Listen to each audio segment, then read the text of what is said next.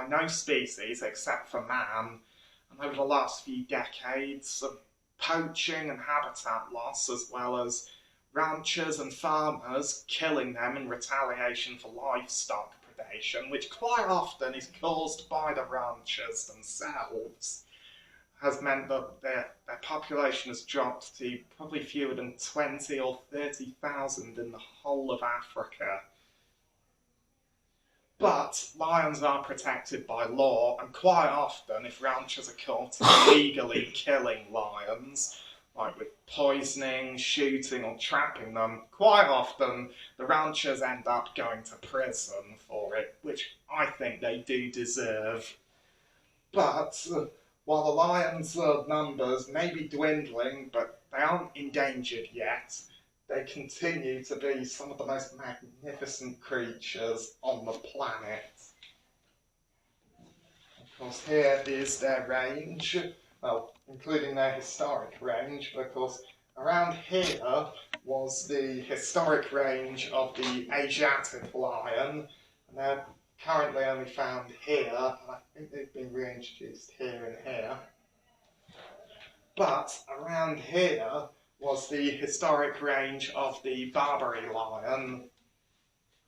And before I move on to the next animal, I'm going to show you the difference between the three lions.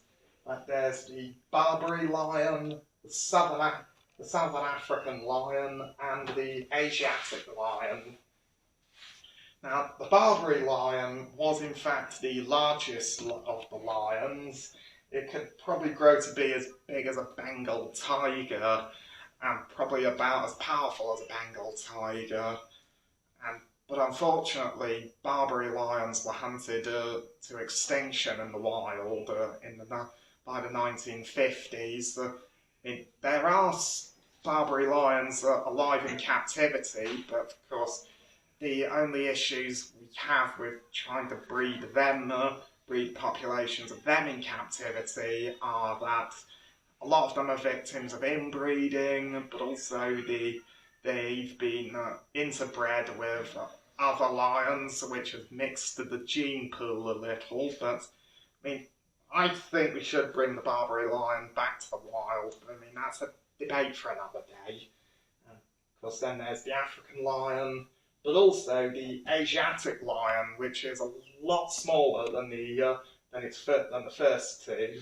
Now, the Asiatic lion and the Barbary lion are some of the most, were actually said to be the lions of ancient Greece and the Bible. In fact, they were said to be the lions that Androcles and Daniel faced, as well as the lions that the Romans set upon the Christians and gladiators in the Colosseum, and the Nemean lion's origin, but also the Asiatic lion stretched from North Africa into the Middle East and right into northwest India, and even into Europe as far as Greece.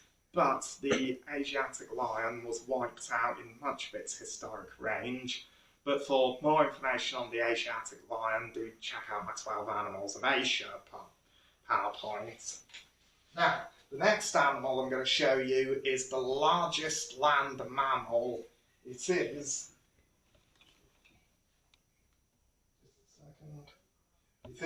the African elephant. Now, African elephants are the largest land mammals on the planet.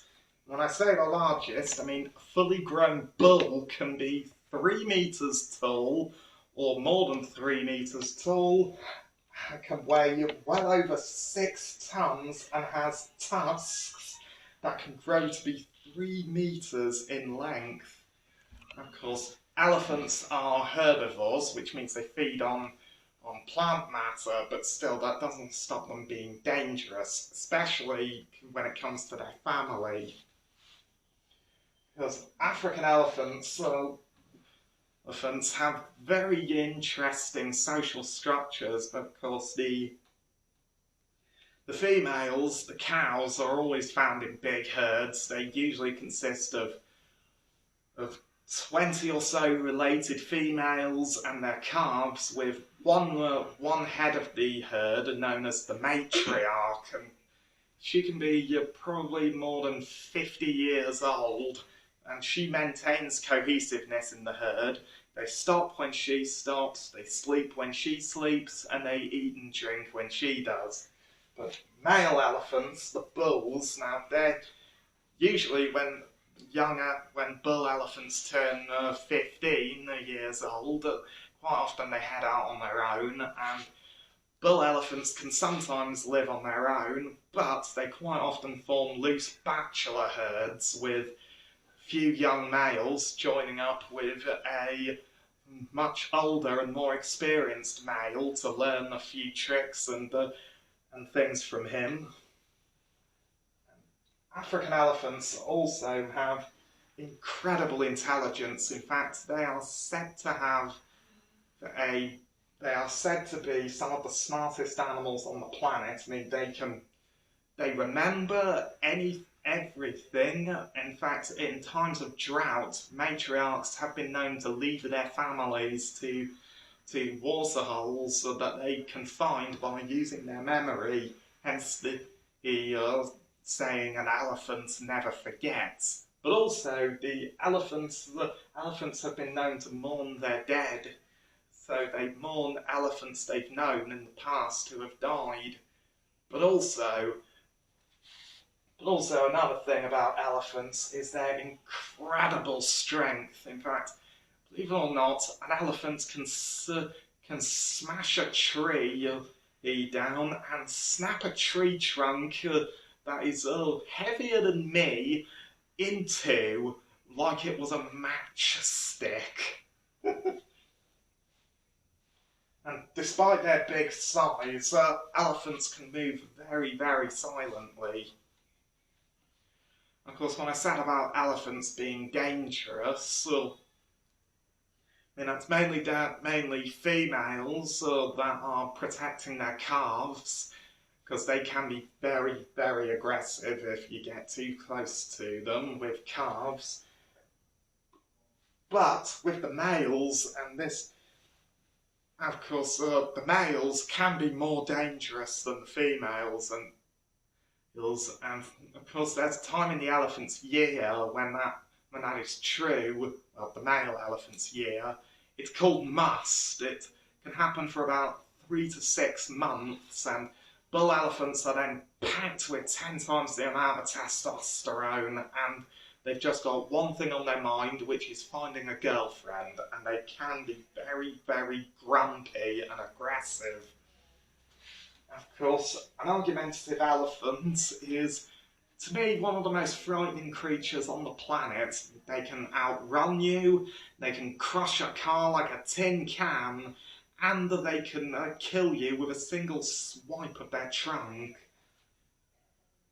And, of course, as you can probably see here, these are 2 male elephants clashing with each other for breeding rights, because that can quite often happen when male elephants are fighting over a female. They will charge at each other and almost use their tusks for jousting like medieval knights. Of course, those fights can go on for hours, and they can give serious injury or even death. Of course, the victor not only gets the female, but is also crowned King Bull. Elephant tusks are not made of bone at all. They're actually made of ivory.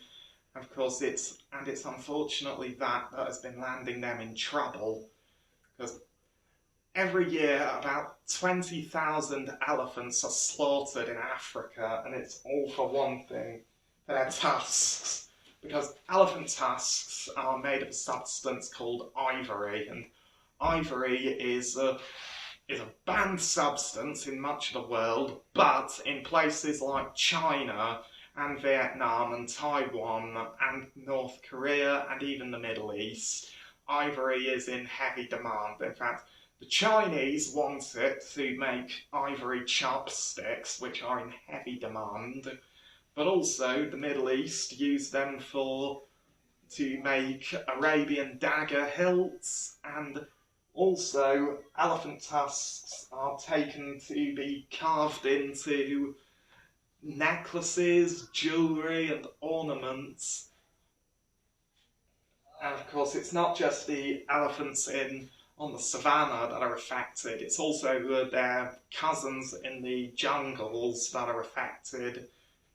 Of course, that's not just bad news for the elephants, because quite often the matriarchs are killed and the younger, inexperienced females quite often have to take charge, and that can spell disaster. But also, it's not just bad news for the elephants, it's also bad news for their habitat, because elephants are habitat formers. They take out the smallest saplings and leave big open spaces for other trees to grow. They form the paths that we humans and other animals walk on. And also, in times of drought, elephants can help other animals get to water by digging with their tusks and their trunks in places to get water.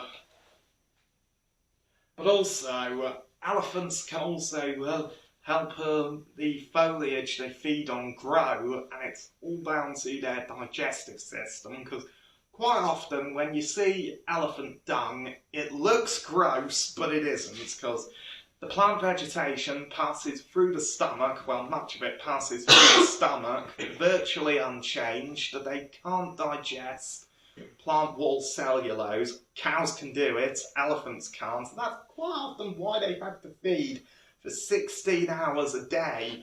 And quite often, elephant dung contains the seeds of what they feed on, and that can help the plants regrow. Of course, it's not just poaching for their ivory that is affecting elephants, it's also coming into conflict with people who have been basically encroaching on the elephants' land and coming onto land that they've walked on for generations, and that is leading to crop raiding and elephants being either harassed or shot by people, and quite often the elephants retaliate by killing the local people. Of course, for me, the worst is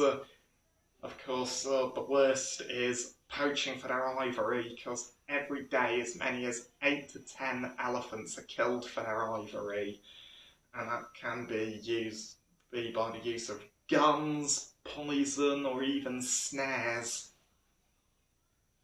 Of course, elephants also take a long time to mature and reproduce, because they also have probably the longest pregnancy of any mammal. In fact, their pregnancy can last over 20 months, which is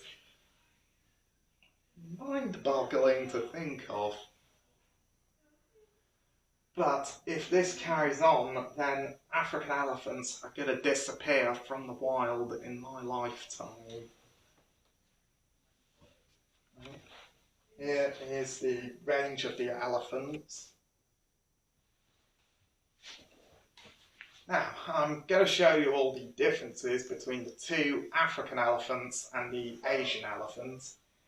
This is an African savanna elephant, and a fully grown bull could be over 3 meters high, could weigh over 6 tons, and has tusks that can be 3 meters in length.